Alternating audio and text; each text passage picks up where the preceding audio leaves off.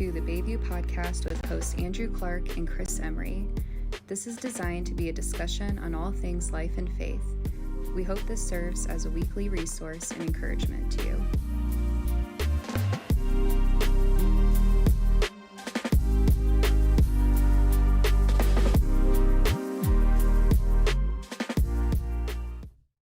What's going on, everybody?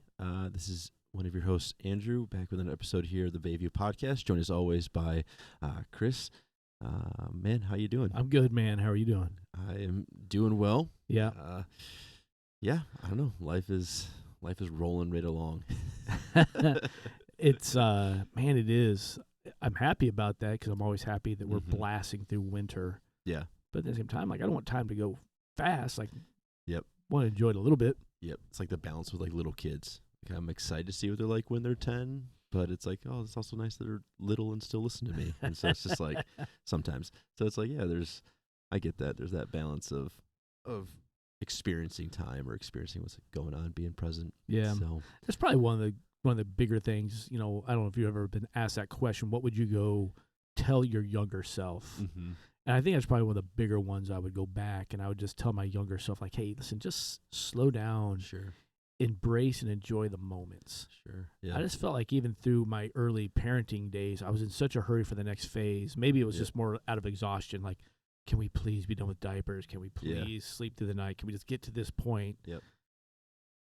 But I think, and maybe it's because I'm a grandfather now and I'm just like fully enjoying the toddler and infant stages of my two grandsons. Yeah. There's like, wait a second, why didn't I don't remember just enjoying this stage as much. And again, we were also tired.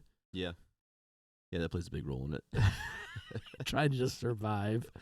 Yeah. I get that. Yeah, I don't have to pick up the crying baby now if I don't want to, and I don't do poopy diapers, and I don't have to lose sleep, and so maybe that's what it is. You just get all good-ish. For the most part, we get all the good. Yeah. Yeah. So But no, life is good. Winter's kind of rolling right along, like you said. We're almost out of January at the recording of this episode, and with the terrible Lions loss, and that is what it is. It was a great season, and I'm not really even a Lions fan, but I found myself through the first half getting excited, like, oh, we're going to throw epic Super Bowl parties. We're going to have a great time with our friends who are Lions fans. And I'm not anti-Lions. I mean, I live in Michigan, and so I was all, hey, all right, let's go. I'm on board. And then just this heartbreaking second half. It's a slow death. A slow death is what it felt like. Yeah. So car crash in slow motion, whatever you want to call it. But no, it's a great season. It's a good reminder of just sports and the joys and the sorrows that come with it. So. It is. It's good. It was fun. That ride was fun. Yeah. And hopefully it's not over for all you Lions fans. Yeah. Okay. Might be over for all you Michigan fans.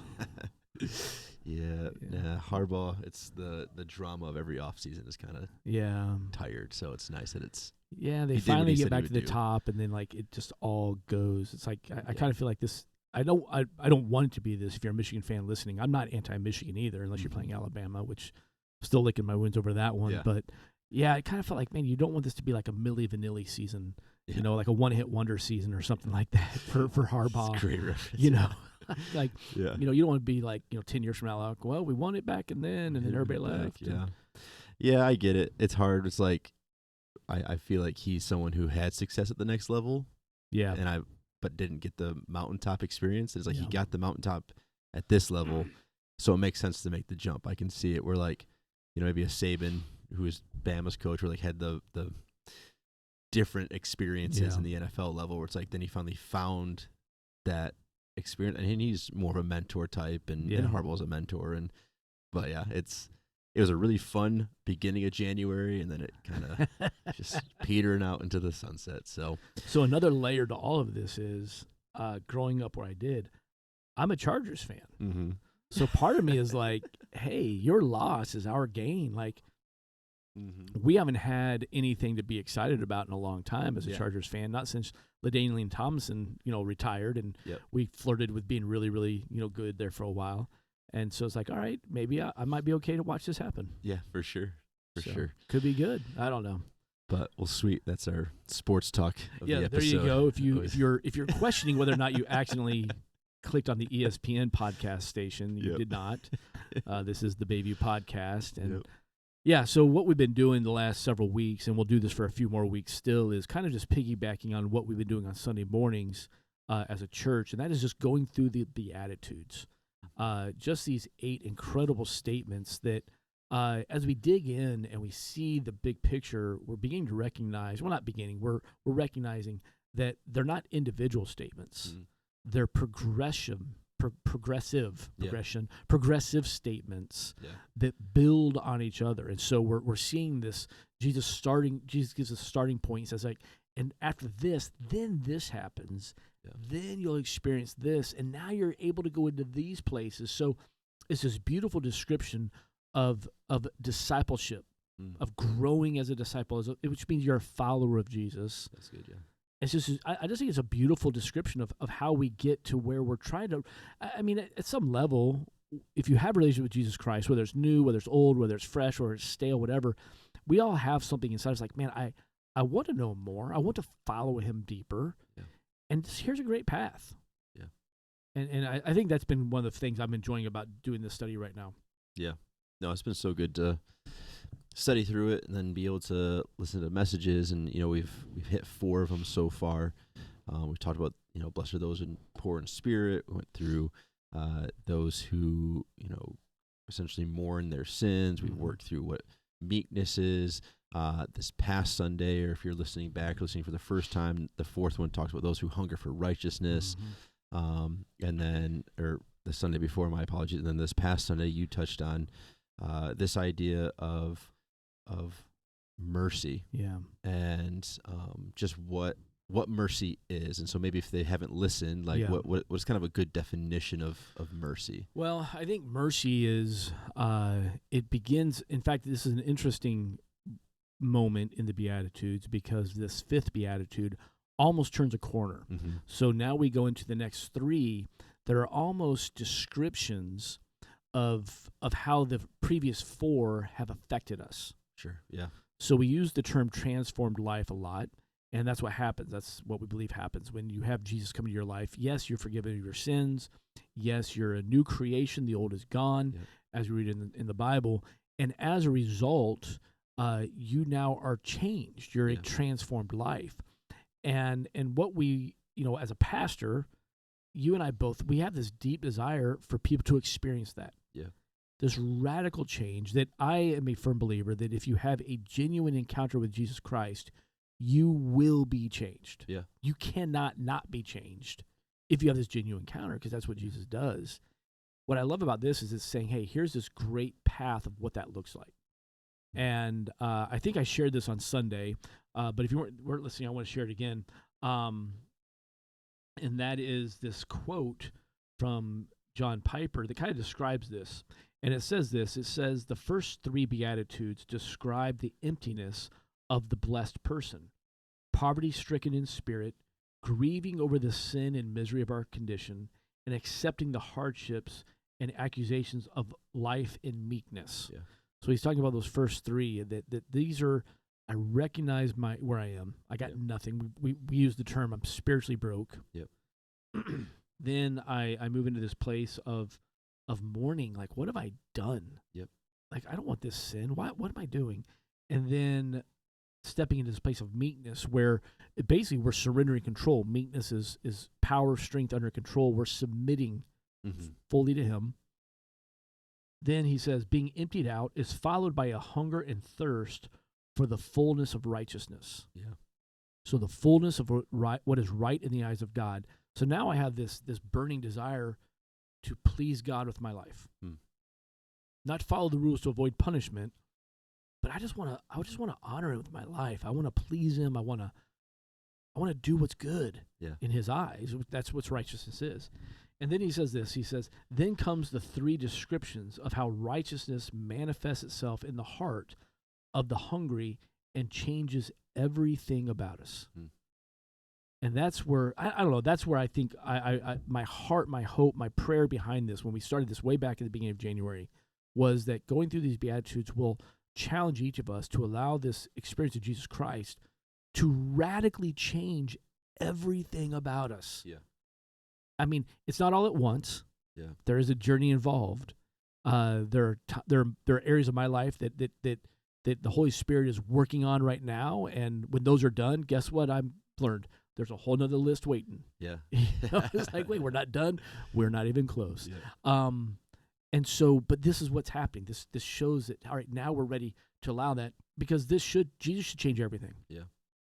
Jesus should change the way I am as a husband, the way I am as a father, the way I am as a staff person, as an employee, as a community member, as a student, whatever you are. Jesus changes it. Yeah. And these are three great descriptions of what that looks like. And the first one is mercy. Yeah. And so there's two words that usually sometimes are paired together, but they're similar, not the same. Yeah. And that would be mercy and grace. Yeah. What would you say? How would you differentiate those two words? Yeah, I do want to say first, I think we've touched on with the Beatitudes, like this list of blessings, and this idea of it's really laying out like what it means to follow, right, or be a disciple of Christ. And I think that's where just hitting on you talking about you would have a changed life. Mm-hmm. It is the difference of compared to, oh, I just accepted Jesus into my heart, and oh, I'm a follower of Jesus. Like there is a difference there, and this is a great list of kind of that process and taking that next step in your relationship with him, really actually fully developing a relationship compared to just something you've done, right? And so, but that first one you said, being mercy, is kind of what we first begin to see, and the difference between like a mercy and a grace. For me, mercy falls in the category of compassion. So it's like something you would show someone is mercy, where grace is similar, but there's like something that you would give someone. So we're like, with mercy, the first thing I always think of is like, again, sports, like there's always like the mercy rule where like the score is too high, and essentially they call the game off and they say, okay, game over. This team has won. They've beaten this team. Like you've, some soccer, like high school soccer, I think it's like if you're up by like 10 or 13 or something like that, like it's 10 in the first half, 8 in the second. Yeah, they'll just call the game. Right. They'll say mercy rule, which is like you basically like someone stepping in and you as a team showing mercy, compassion of like, this is embarrassing. This might be too much. Out of kindness. Yeah. We don't want to subject you to this punishment any longer. We're going to let it be. Yeah. So we're going to show you mercy. Yeah. Yeah. So it's a little different when God shows us mercy, but just that idea of just, it's your heart being opened. It's a compassion. It's a showing of kindness. Where grace is a showing of kindness. It is compassion, but now I'm actually like maybe the full giving of forgiveness. And I'm actually saying like, no, like it's not just, I'm compassionate. It's like compassion and empathy. It's all those things combined. Yeah. Yeah. I think that's good. And I think really we recognize that they're similar, they're different, they're separate. Yeah. Mercy almost maybe falls under the grace umbrella in some ways, because if I'm going to give someone full grace, it includes mercy. Yeah. It includes bestowing something upon them, whether it's a gift of some sort, gift of forgiveness, gift of a second chance, maybe. I think that maybe be showing grace. Yeah.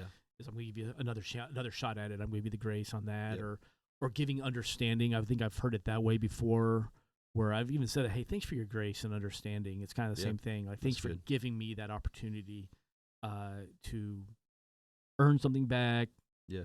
Recalibrate, recommunicate, whatever it may be. Yeah, that's good.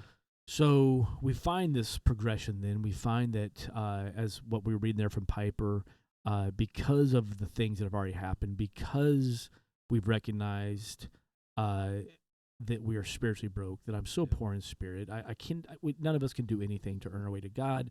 I've mourned my sin, which means I don't want it anymore. Yeah. The connection from mourning and grieving to we would normally attach that to death. Well, when someone dies, they're gone. Yeah, it's no longer there. That's kind of I should mourn my sin. I want it gone. Yeah. And then we move into that place where I'm meek, where I'm submitting to God. I'm not weak, not timid, not defeated. Yep. But we talked a lot about horses, even though neither of us are horse guys. But a tamed horse, we're tamed to the will of God. And then Rachel this last week just laid out a fantastic message about it changes what burns in my belly almost. Yeah. What am I hungry for? Yep. I think on our Bayview social media this week, as a follow-up, I think there was I don't know if you saw it or not this morning, it popped up. It was a Big Mac and fries. Yeah. And I'm just going to go on record. Like everyone, I know this is a popular opinion, and I'm not saying I eat it a lot, but yeah, I love McDonald's. Yeah. I love McDonald's fries. Like, all about it. It's funny how people are like, oh, McDonald's is the worst. Yeah, they've served trillions. Not everybody's hating it. Yeah. You know, I love a good Big Mac. I can't vouch for the quality of meat. Sure. Or I can't vouch if it is meat. Sure. But it's just good. And does the job. It does the job. And particularly when I'm traveling. So like if I'm traveling on the road, I kind of decide, all right, healthy eating's off the table. Sure. Now it's about convenience. Yep. Now it's about fast food.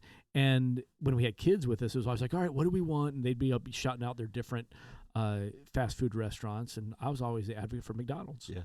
Because it just sounded good. I kind of wanted that. And so I think that's what this thing. So now we want something. Yep. But if we want to stay in that Food Network frame of mind, when we shift and become transformed by Jesus, I no longer want what's bad for me. I don't want the McDonald's. Yep.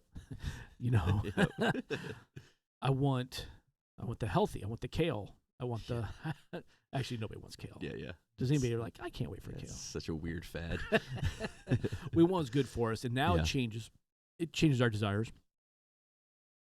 As a result, so that's where. As a result, I now have a life where I begin to show mercy. Mm. Yeah. So, how does that look? How should that look? How does that look? How have you seen that maybe in your life where it's changed the way? I think it changes the way we just engage God, and it changes the way we engage the world. Yeah. Well, I think all those things, and then that hungering, it hopefully does open your eyes to the revealing of the mercy that we've been shown. That that God is, a forgiving God, and He is, that's where we say things like He's a loving God, where it's like we have sinned, we have messed up, like we've made the mistake, and yet He is quick to forgive. It's like mercy's that beginning of repentance. It's the beginning of forgiveness. It really is like whoa. If that's been offered to me, I think what we begin to see is that hopefully it's that softening of the heart and that compassion side to then when we've been wronged or when something's been done against us, that we would begin to turn and be like, okay, I need to show mercy in the situation and potentially offer forgiveness, hopefully offer forgiveness. And I think there's always like that little reminder of like forgiveness is not, oh, we're going to go be best friends after this, but forgiveness is that removal of kind of hate and kind of that grudge you're holding and really saying, no, I forgive you for wronging me. Yeah. But that starts with mercy and having the compassion to even do that. Yeah. I think that's good. Yeah, I think that is a good description. I think it makes me think that mercy is kind of the platform from which I execute everything else. Yeah. So whether I'm needing to execute forgiveness, it's from the platform of mercy. Whether I'm needing to execute justice, you can still execute justice from a platform of mercy. Yeah, that's good. You can execute asking forgiveness from a platform of mercy. Yeah. Because if we look at mercy as compassion and kindness, it requires that I put myself in the other person's shoes, I guess. Yeah, that's good. Yep. So I see their perspective. I have empathy towards what they feel. Compassion, that's what compassion is. Mm-hmm. Compassion is this deep understanding of what the other is feeling, and it moves us. Mm-hmm. And so mercy is that platform, I guess. I guess I kind of picture like a jousting platform from American Gladiators. Was that before your time? No, American I Gladiators. I've got one platform. I got my big baton. Everything I do has to happen from this platform. I feel like, all right, so it's saying, all right, blessed are you, those of you who everything you do, you come from this place of compassion and kindness. Yeah. So what would be the alternative to that? Like what challenge, why is that so hard sometimes? Because mercy, I think compassion, I don't know, when I think of compassion, I do think of the softening of heart, which can then now, this is almost like it's almost like mercy falls in that category with meek, where like it almost seems weak. Like it seems like, oh, okay, I'll just do this. I don't want to, or I don't think it's necessary. Like, oh, it's like a sign. It's a humility thing, which, if we're honest, feels like a weakness. Feels like, oh, I'm relenting first. I'm right? I'm giving in. It's like, and that's such a twisted view. Yeah. But I think it's withholding that takes place, a withholding of care and compassion, a withholding of potential forgiveness, potential just moving forward and healing, because of almost a sense of, well, I wasn't shown that, or I don't want to be the weak one, or I don't want to do it first. Like, there's pride, I think, gets in the way of mercy. I think pride gets in big time, yeah. And almost like we have this need in the world, even like this need to for dominance. Mm-hmm. I think I mentioned this on Sunday, that in Roman culture, when Jesus is teaching, mercy was considered awful, like by the Romans. So Romans considered mercy one of the worst qualities you could ever show. And so it's like, from that mindset, they're coming at the angle of saying, like, listen, we're going to keep enforcing our dominance on you without mercy, without kindness, without relenting, without compassion. And that was the norm. And we still see that a little bit today. It's driven by pride. I think it's probably a lot of it's driven too by selfishness, by me first mentality, which clearly we live in a me first society. Yeah. I can't put me first and show mercy, I don't think.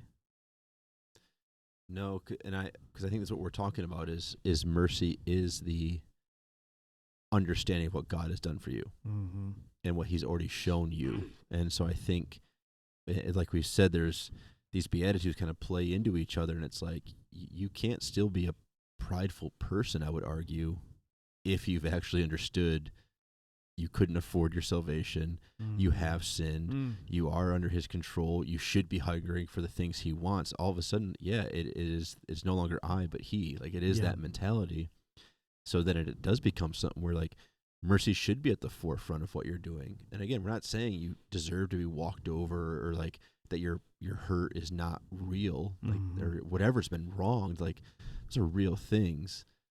I think it's the compassionate side of you, though, says, I'm still called to hopefully forgive. I'm still called to step in that space. It really is we talk about pride. I think I've seen the example of, like, the Good Samaritan situation, where just like you have the first two individuals who see this man beaten, hurt, and basically on his deathbed, for almost prideful reasons, avoid him. And it's the compassion shown by the Samaritan kind of going out of his way and saying, again, I don't have to do this, right? But I should. Like, in him stepping up and helping and healing, there's like that compassion, the opening of his heart, the softening of his heart that happens. That's what mercy is. It's the showing of care. Because I don't know, how many times have you been hurt by someone who's probably hurt themselves? Yeah. And I think you said it, being able to put ourselves in their shoes, I don't know, there's a huge benefit to that. And you can show mercy without, we put so much into our relationships, I think, about being right and wrong. And deep down, I think a lot of us have this need. We want to be right. Sure, yeah. My wife and I talk about this a lot, that oftentimes our disagreements fail to come to a good resolution because we're not trying to resolve, we're trying to win. Yeah. We're trying to be right. Yep. And oftentimes it's over if I said something or she said something or did, like who's right, who remembers this correctly. It's like, we're just gonna need a camera. If I'm gonna put a GoPro in our house, and we're just gonna have, video backup of everything. But even that, like, all right, so let's say I had that. Let's say I had video backup. My wife and I have a disagreement. She says I said something. I say I didn't. If I have proof that I was right and she was wrong, or I have proof that she was right and I was wrong, it doesn't mean mercy had any play, and it doesn't mean we were resolved. It means somebody won. And I think when we come from a platform of mercy, we are okay to not be recognized as right. It's okay if I don't need to be right. Yeah. I'd rather be right with you than be right over you. Yeah. And for me, one of the great examples I go back to over and over again, for myself is going back and looking at the life of Joseph. Yeah. And not just the way God blessed. I mean, there's so many lessons from the life of Joseph. If you're looking for a character study, man, go spend some time with him. But we get to the end of his story, and he is now second in command over all of Egypt. He is executing this incredible plan to get them through the 7 years of famine. Yep. Everything that was wrong has now been corrected in his life. Yeah. I mean, he's right. Pharaoh even say, hey, you're right. You nailed it on the 7 years of prosperity. Yep. You got to set up for get through these 7 years of famine. In the midst of all this, you're right. Now his brothers, who sold him into slavery, who wronged him epically, show up asking for food. I don't think anybody would have flinched or had a second thought if Joseph would have been coming out and been like, oh, what's up? Yep. Guess who? Yep. What's up, man? I mean, be like, hey, all those years you guys put me to slavery. Now you're here begging for food. Look at what there would have been so much. I told you kneel before me. Remember, it goes back to the dreams. Yeah. He had those dreams of the stars kneeling to him, and then the stacks of wheat kneeling to him, the bales of wheat. And he could have been like, check it out. You're kneeling before me now, aren't you? Yeah. That would have been just. Yeah. But there wouldn't have been mercy. Yeah. He shows the opposite. He shows mercy. He still lets them know, like, hey, everything you did, God had a plan. It was jacked up. Yep. But in the midst of it, he did it from the platform of mercy. Yeah. He didn't need to be right. Yeah. He offers them forgiveness. Yeah. Invites the family to come. Like, it's that whole mindset of he is showing them compassion. Mm-hmm. Yeah. And it's like, you talk about, there's 13 chapters. I think only Abraham's story is longer in the Bible. Yeah. But like Joseph is like you said, it's just such a good look at wrong after wrong after wrong. And his mindset never changes. Mm-mm. Like, he always is almost acting from a place of mercy or understanding who God is and what God's about. Oh, and yeah. Yeah. That ability, though, to say, hey, look what's happened, but I don't hold any of this against you. Yeah. And let's move on. Let's move forward. Like, yeah. Go get Dad. Come on, I'm moving you to Egypt. Yep. In fact, correct me if I'm wrong, I don't think he even ever mentions the dreams on the back end. I don't think so. So there's never an I told you so moment. Yeah. And maybe for some of us that's a good starting point. Maybe mercy begins within our relationships. Maybe it's your marriage. Maybe it's with your kids, your boss, whatever. Surrendering the need for I told you so moments. Just it's okay.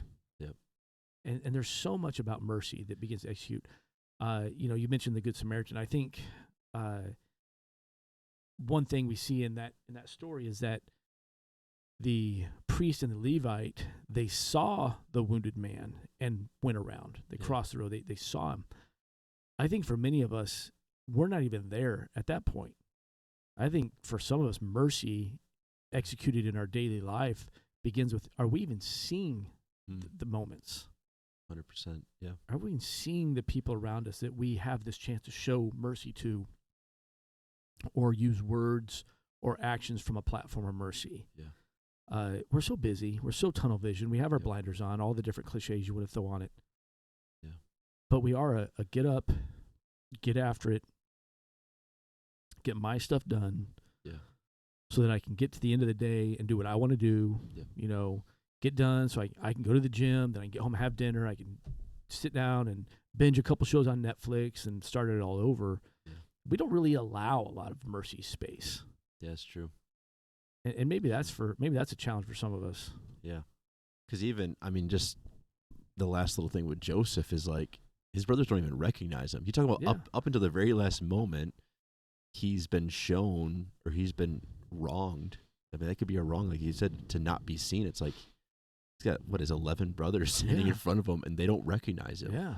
Like another just overlooked moment, and yet that wasn't important to him. Mm-hmm. The being right wasn't important to him. Like it was to offer forgiveness. And I think when you talk about, are we slowing down to even see where mercy's needed? It's like it does come back to, what are your priorities? Like what are you really, like, again, if we're followers of Christ, if we've really taken that step to be taught by him, to be disciples of him, to grow, to know him more, it's like Jesus stopped. He moved slowly. He was looking for those who were in need. It's like even the woman at the well that Rachel talked about a couple weeks ago, where it's just like he took the time to go to the well and then talked with her. Like it was, I don't know. I think we move.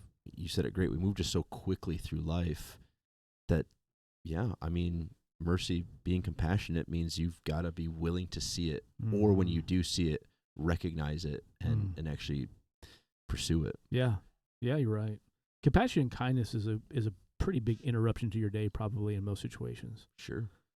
Yeah. Takes time away from your agendas. Last night the other night we were playing pickleball with some friends, and we're driving down Division, and there's this like truck like halfway into the gas station, halfway sticking out into the road.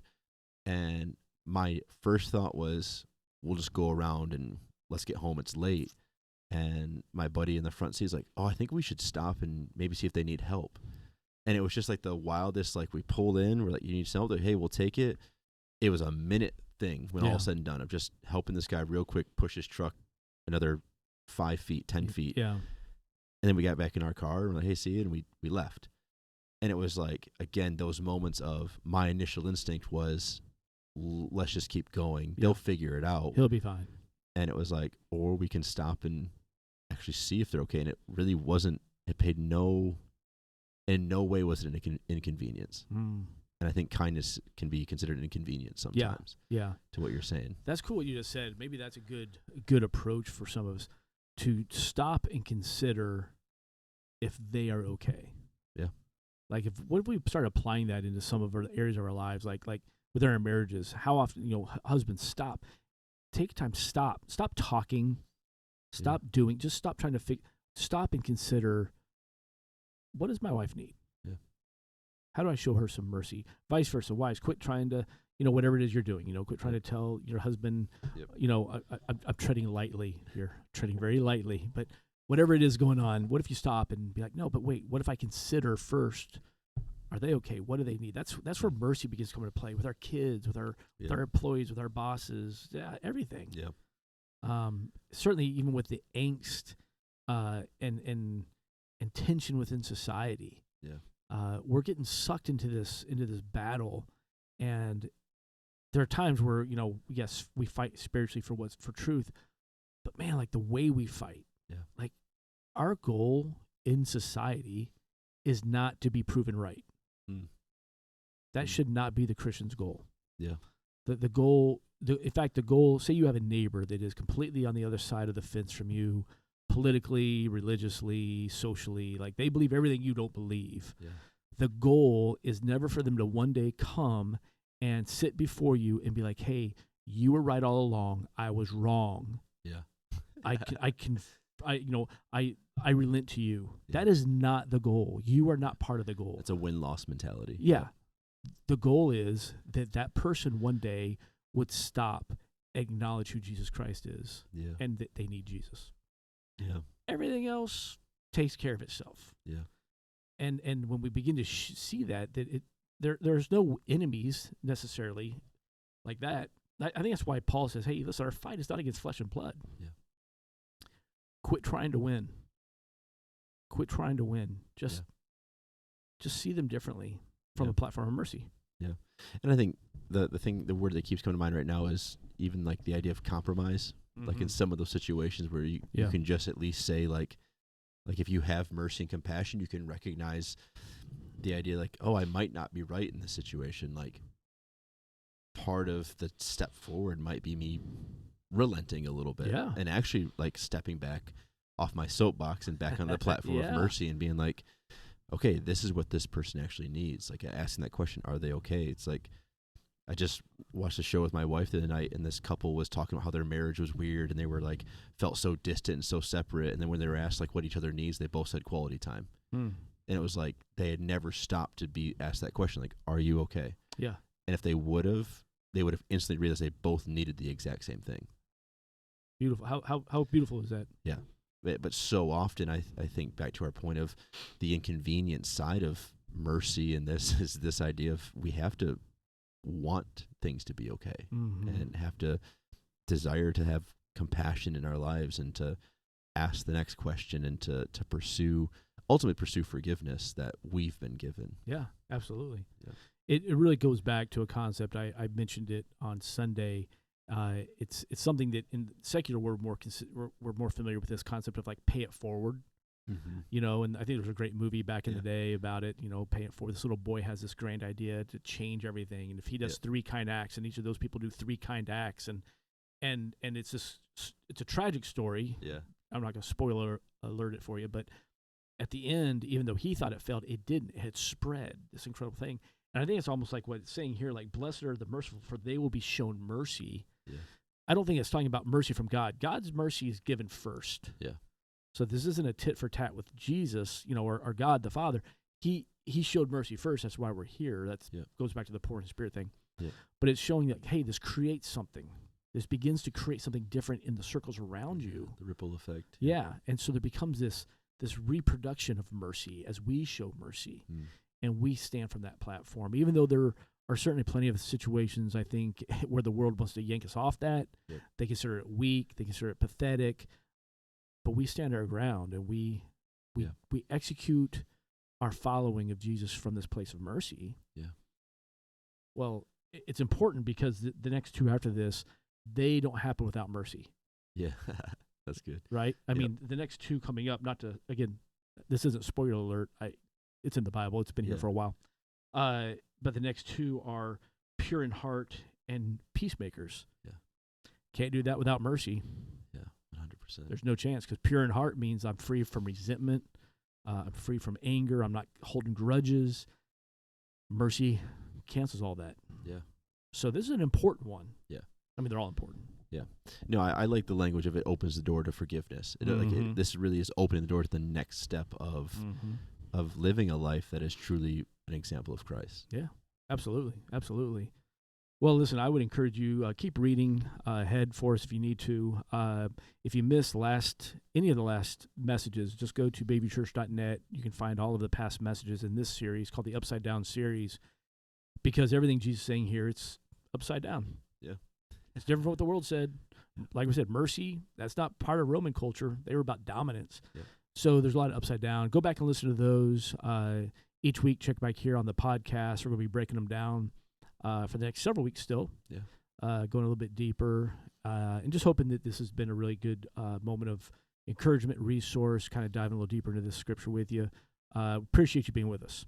If you haven't done so, click subscribe there at the bottom of whatever platform you're listening on. We're on all the major platforms.